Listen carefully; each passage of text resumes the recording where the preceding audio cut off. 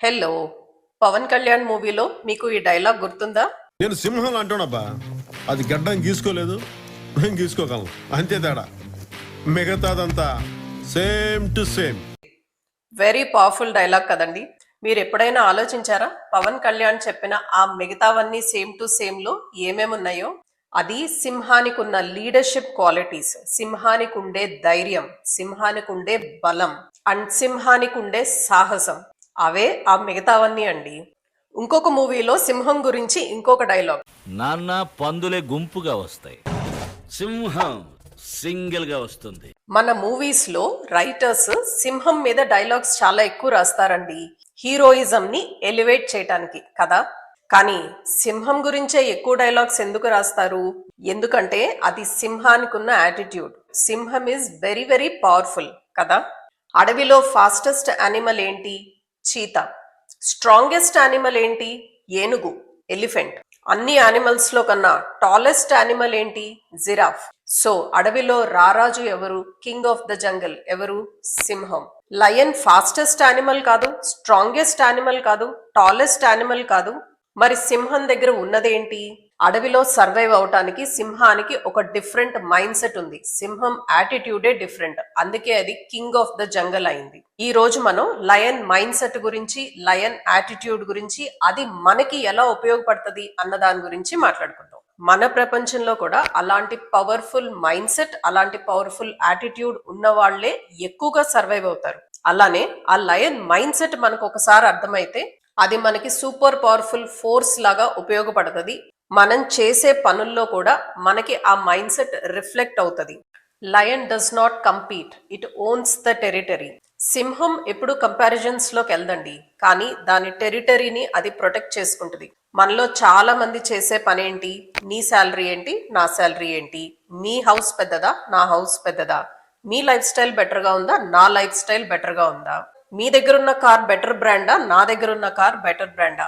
ఈ కంపారిజన్ వల్ల మనకు వచ్చేది ఏమీ లేదు. మన ఫోకస్ ఎప్పుడు మన నిన్న కన్నా ఈ రోజు బెటర్ గా ఉన్నామా, లాస్ట్ ఇయర్ కన్నా ఈ రోజు బెటర్ గా ఉన్నామా, మనతో మనమే కంపీట్ చేసుకోవాలి. Very popular book atomic habits లో చెప్పినట్టు ప్రతిరోజు మనం 1% బెటర్ అవ్వగలిగితే 1 year అయినప్పటికీ మనం 37% బెటర్ గా ఉంటాం. మనతో మనమే కంపీట్ చేసుకొని మనం గ్రో అవుతూ ఉంటే ఒక 4-5 సంవత్సరాలు అయినప్పటికీ మీరు చాలా మంది కన్నా ముందే ఉంటారు. ఆ సింహం లాగా మనకి ఒకరితో కాంపిటీషన్ వద్దు, ఒకరితో కంపారిజన్ వద్దు. మనని మనం బెటర్ చేసుకుంటూ మనతో మనమే కంపీట్ చేసుకుంటే will become the most powerful in the group. Lion separates rest from battle.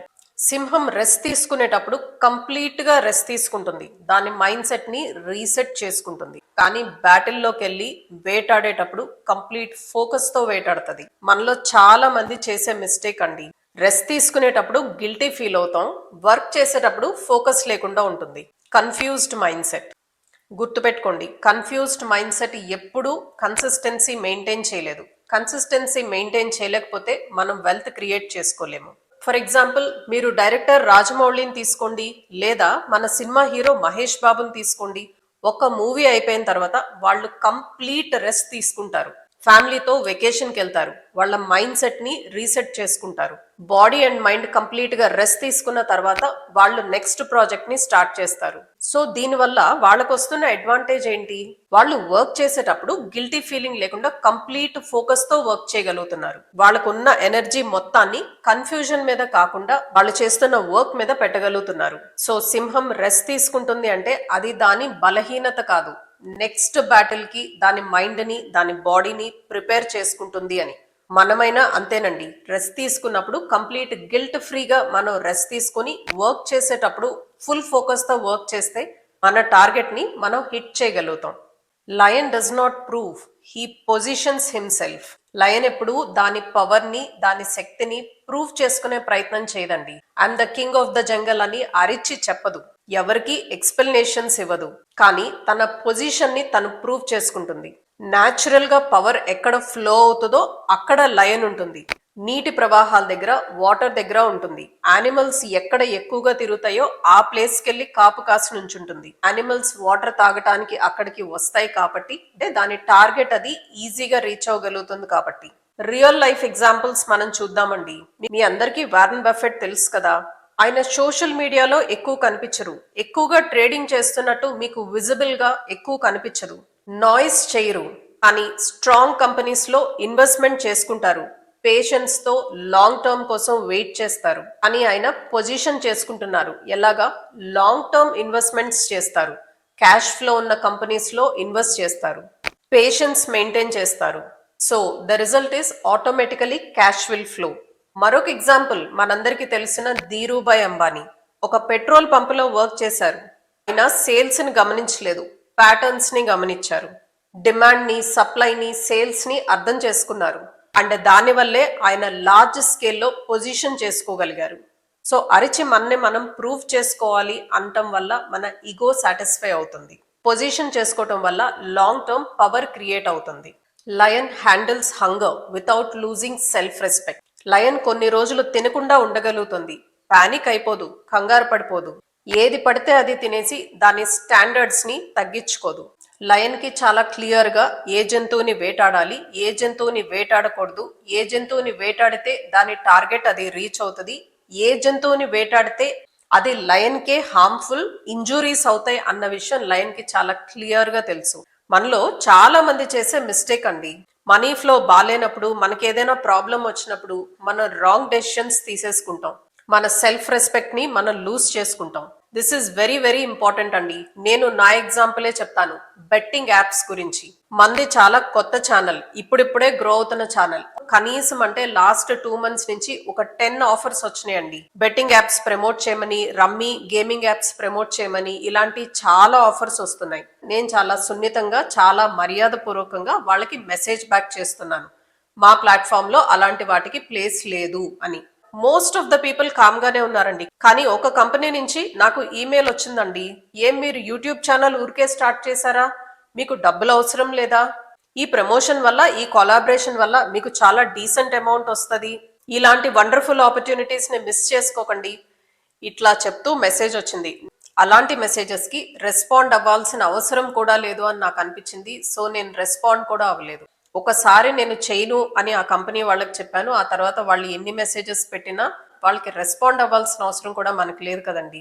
ఇలా డబ్బులు చూపించి టెంప్ట్ చేయడానికి చాలా మంది ప్రయత్నిస్తారు. మనం తీసుకునే డెసిషన్స్ ఎప్పుడు మన వాల్యూస్ ని, మన సెల్ఫ్ రెస్పెక్ట్ ని నిలబెట్టుకునేలా ఉండాలి. డబ్బులు వస్తాయి కదా అని బెట్టింగ్ యాప్స్ ప్రమోట్ చేస్తే మన వాల్యూస్ ఎటుపోయినట్టు. వీడియోస్ చూసే కొంతమంది మన మాటలు నమ్మి ఆ బెట్టింగ్ యాప్స్ లో ఇరుక్కొని వాళ్ళ లైఫ్ ని నాశనం చేసుకుంటే అది ఎంత తప్పు అవుతుంది. సో డబ్బులు కావాలి కదా అని మనం ఏది పడితే అది యాక్సెప్ట్ చేయకూడదు. మన వాల్యూస్ ని ఎప్పుడు స్ట్రాంగ్ గా పెట్టుకోవాలి. కల్పనా సరోజ్, ఈవిడ లైఫ్ లో ఎన్ని ప్రాబ్లమ్స్ ఫేస్ చేసిందండి. 16 years కి ఆవిడకి పెళ్లి చేసి అత్తారింటికి పంపిస్తే హస్బెండ్ తో అత్తారింట్లో చాలా ప్రాబ్లం, డొమెస్టిక్ వైలెన్స్, ఆవిడని కొట్టేవారంట. తిరిగి ఆవిడ పుట్టింటికి వచ్చేసి ఆ తర్వాత తన లైఫ్ ని తను స్టార్ట్ చేసింది. 100 రూపాయల జీతం అండి, 100 రూపీస్ శాలరీతో ఆవిడ ఒక బట్టల షాప్ లో తన లైఫ్ స్టార్ట్ చేసి స్టిచ్చింగ్ నేర్చుకొని తన సొంత స్టిచ్చింగ్ ఇన్స్టిట్యూట్ పెట్టుకొని ఆ తర్వాత స్లోగా ఆవిడ చదువుకొని ఆవిడకు వచ్చిన ప్రతి ఆపర్చునిటీని బ్యూటిఫుల్ గా యూజ్ చేసుకున్నారు. ఒక మూతపడిపోయిన సంస్థని రివైవ్ చేయగలిగే స్టేజ్కి ఆవిడ వెళ్ళింది. ఈ రోజు కొన్ని 100 కోట్లు ఆవిడ సంపాదించుకుంది. ఆవిడకి పద్మశ్రీ కూడా వచ్చింది. సో కష్టం వచ్చినప్పుడు ఆవిడ క్యారెక్టర్ ని ఆవిడ లూజ్ చేసుకోలేదు. That is Lions attitude. Lion decides rarely but never doubts daily. Lion ఒక్కసారి డెసిషన్ తీసుకుంటే ఆ డెసిషన్ మీద చాలా స్ట్రాంగ్ గా నుంచుంటుంది. ప్రతిసారి, ప్రతిరోజు దాని మైండ్ ని మార్చుకోదు. లయన్ చాలా క్లియర్ గా ఏ జంతువుని వేటాడాలో ఒకసారి డిసైడ్ అయిన తర్వాత వెనుకాడదు, డైరెక్ట్ గా అటాక్ చేయటమే. మనలో చాలా మంది చేసే మిస్టేక్, ఈ డెసిషన్ కరెక్టా, ఆ జాబ్ కరెక్టా, ఈ కెరియర్ కరెక్టా, ఆ బిజినెస్ చేయొచ్చా లేదా. మనకి టూ మెనీ చాయిసెస్ ఉంటాయి. డిసైడ్ చేసుకోవటానికి టైం తీసుకోవచ్చు, కానీ ఒకసారి డిసైడ్ చేసుకున్న తర్వాత ఫుల్ ఫోకస్డ్ గా, ఫుల్ అటాక్ మోడ్ లో ఉండాలి. వీక్ డెసిషన్స్ తీసుకుని ఫోకస్ లేకుండా ముందుకెళ్ళటం వల్ల మన ఫ్యూచర్ ని ఎప్పుడు క్రియేట్ చేసుకోలేము. Example Ritesh Agarwal. OYO rooms start చేసినప్పుడు రితేష్ అగర్వాల్ కి హోటల్ ఇండస్ట్రీలో చాలా ప్రాబ్లమ్స్ కనిపించినాయి. స్పెషలీ బడ్జెట్ హోటల్స్ లో ఇన్కన్సిస్టెన్సీ కనిపించింది. ఓయో రూమ్స్ అని ప్లాన్ చేసినప్పుడు చాలా మంది నవ్వారండి. రాంగ్ డెసిషన్ అన్నారు, రాంగ్ డైరెక్షన్ అన్నారు.